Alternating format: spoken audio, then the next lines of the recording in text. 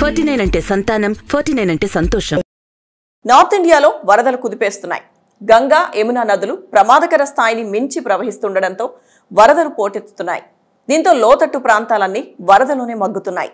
దేశ రాజధాని ఢిల్లీని యమునా నది ముంచెత్తగా అటు గంగా నది ఉత్తరాఖండ్ను అతలాకుతలం చేస్తుంది.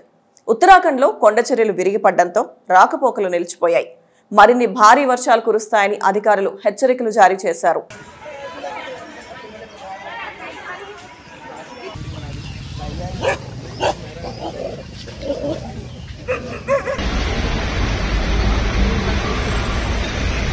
ప్రస్తుతం ఉత్తరాది రాష్ట్రాల్లో వరదలు బీభత్సాన్ని సృష్టిస్తున్నాయి. ఎడతెరిపి లేకుండా వర్షాలు కురవడంతో వాగులు, నదులు, చెరువులు, వంకలు పొంగి పొర్లుతున్నాయి.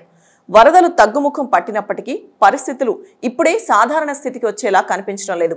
ఎందుకంటే ఢిల్లీని ముంచెత్తిన వరద ప్రవాహం శనివారం కాస్త నెమ్మదించింది.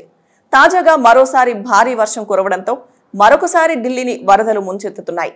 యమునా నది కాస్త శాంతించినప్పటికీ వర్షాలకు మరోసారి వరదలు పోటెత్తుతాయని ఢిల్లీ వాసులు ఆందోళన చెందుతున్నారు.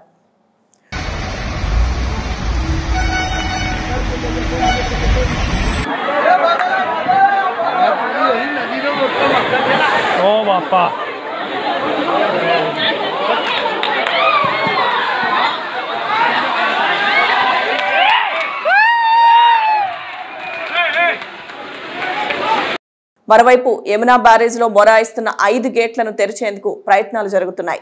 ఈ వరదల కారణంగా ఇప్పటికే దాదాపు 10 మంది మరణించారు.